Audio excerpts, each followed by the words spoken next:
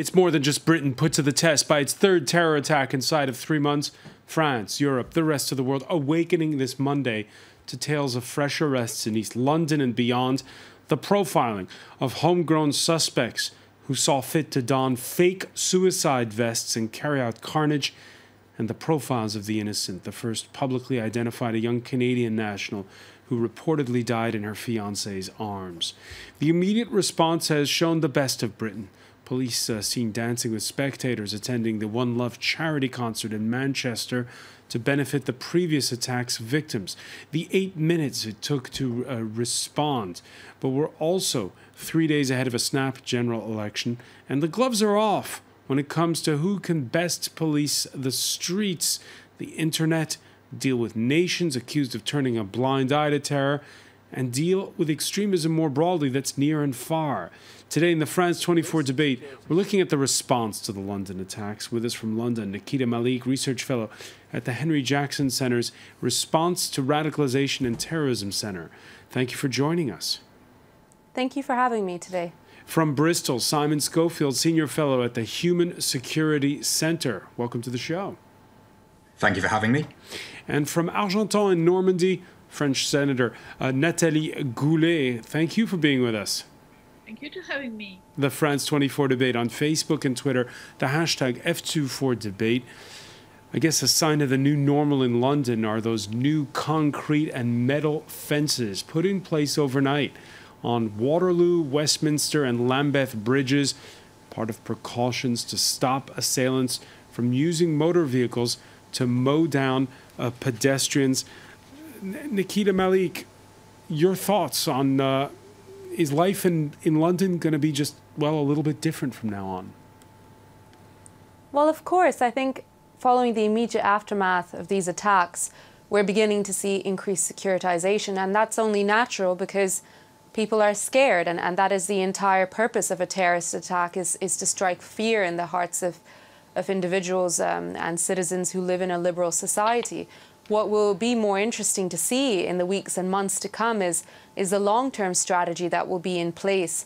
The government has some serious questions to answer in terms of the strategies it's put in place to prevent radicalization and extremism, and to try to understand how better to implement laws and how better to engage communities and allow people to speak out against radicalization, to report radicalization, and to stop these events occurring in such quick succession. Stop them from happening in quick succession. Nikita, before we go into how you prevent further attacks, let's just go over what happened Saturday night.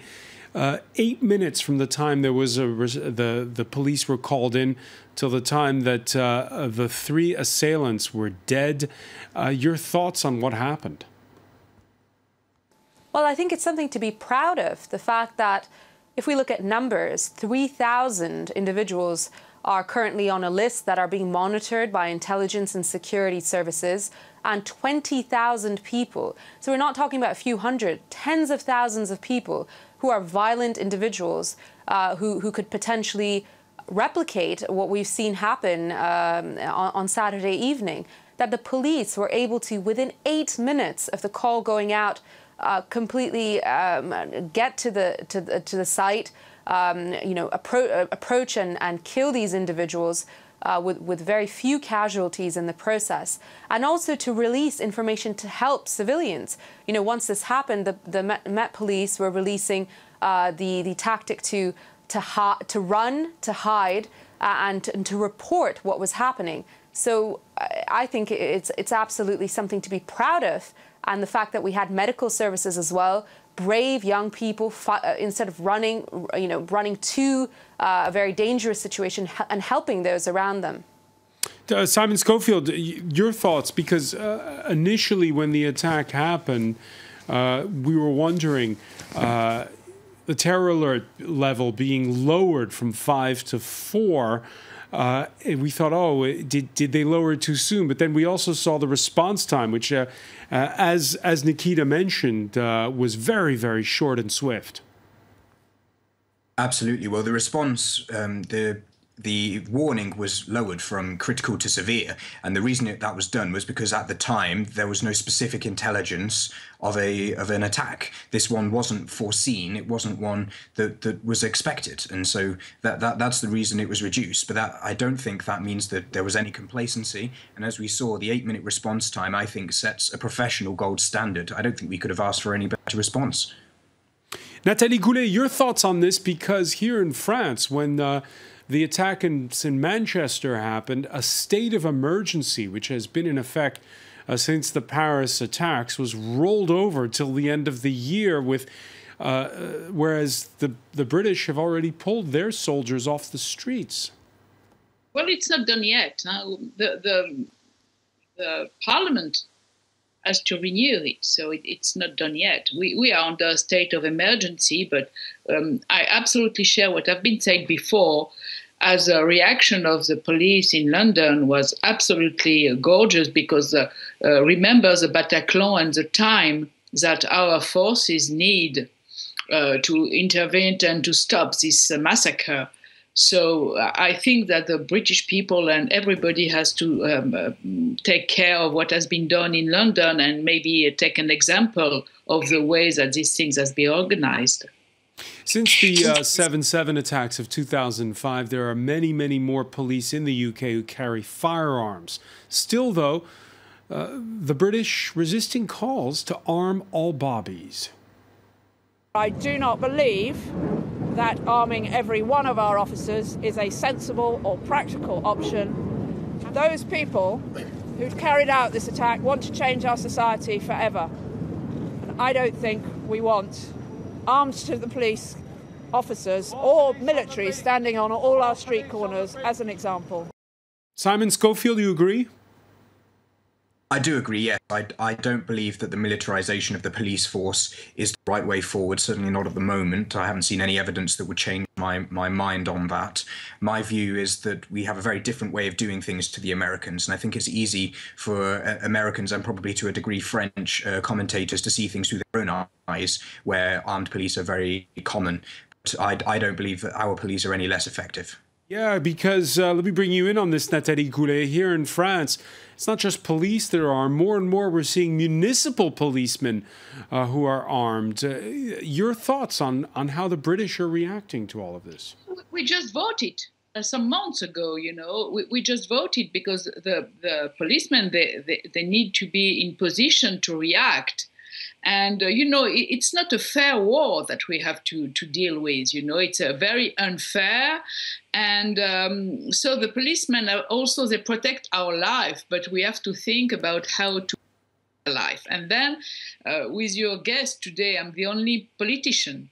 So, you know, to think and to write is something, but when comes the time to vote, you take your own responsibility, and that is a little bit different. So, but how do you explain this difference between France and the UK when it comes to arming police? Well, I think, you know, it's like the state of law. You know, we have different way. We have secularism, and the British, they don't have it. So, you know, we have different way to see the things. But the reality, it's that we are on the same boat against terrorism. So we will have to work together with our specification and our differences. All right. More broadly, I want to get back to a point that was made at the outset by Nikita Malik about the numbers of people who could be potentially under watch in the UK that are very high, that run in. What was the figure you gave, Nikita? Well, there's 3,000 violent jihadists who are currently being monitored, and 20,000 on a much broader list of potential individuals. And if I may add to the statistics, in the United Kingdom, we've had 850 British people who have traveled to Iraq and Syria to join jihadist and terrorist organizations, of which roughly 50% have returned to the United Kingdom. So we're looking at 400 to 450 British people with British passports who have reached that point of radicalization that they've wanted to travel to fight for a violent ideology and have now returned. So this is an extremely homegrown problem for us. An extremely homegrown problem, and the Daily Mail publishing a story where it's claimed that one of the three assailants, a 27-year-old, had appeared in a Channel 4 documentary last year that exposed Britons who support ISIS. Prime Minister May, on Sunday, promising a change of attitude. While we have made significant progress in recent years, there is, to be frank, far too much tolerance of extremism in our country. So we need to become far more robust in identifying it and stamping it out across the public sector and across society. Nikita Malik, do you agree there's far too much tolerance of extremism in Britain? I think not only is there tolerance of extremism, I think there's fear around extremism as well. There's fear to report potential radical people or violent people because of claims of, say, Islamophobia in some occasions. There's also fear amongst the Muslim community to report these issues because, as we've seen in that documentary you highlighted from Channel 4, you know, there are very large groups in the United Kingdom who advocate a non-violent ideology that normalizes violence, and that includes violence against Muslims. And some of the things they say against Muslims, calling them apostates or calling them kuffar, eventually leads to death threats on these individuals. So yes, people are scared to report this, and for far too long, in critical spaces where individuals should be engaging on counter-extremism and counter-radicalization, including universities, including schools, communities, local authorities, the very speakers who want to talk about these issues are banned from doing so, or are told that they can't talk about this stuff, and as a result, I think this idea of these ideologies have very much become normalized, and it's very troubling when you have tens and thousands of people who would empathize or sympathize with these ideologies. Tens of thousands of people? Yes, the 20,000 that I mentioned earlier in the UK who are potentially radical extremists. How do you explain this? Well, exactly what I've said earlier, which is that you have an ideology, an Islamist ideology, which is a political ideology that is being normalized across many sectors of society, which advocates that individuals would want to commit acts of violence in the name of a political ideology, Islamism. And that is exactly what we've seen in Westminster, in Manchester, in the attacks in London on Saturday night. People willing to die for a cause. I mean, we've seen this in France too, and many academics, including Olivier Roy, have written about this radicalization of Islam, and people who are wanting to go out there and die for their cause and martyr themselves for this. And we've seen it in the case of these three attackers in London. They had suicide vests on them that were not real suicide vests, and 50 bullets were used to kill these three individuals. So they very much wanted to do this, to die, and then part of that would link to their martyrdom and this heroism around what they've done. Simon Schofield, it's been 12 years since the London Underground attacks that took place, and yet we have the impression that we're always starting from square one.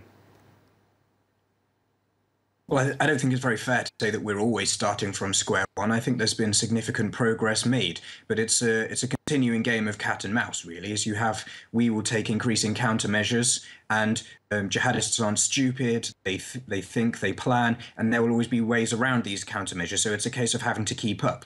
But the analogy I often use is that counterterrorism is like being a goalkeeper in football. Is even the greatest goalkeepers in the world will let goals in. It's virtually impossible to put in place a system that would guarantee 100% safety from attacks without simply locking people in their homes and disbanding society as it is. But regarding the tens of thousands of people who perhaps aren't violent themselves, but complicit or too scared perhaps to speak up, what's changed since 2005?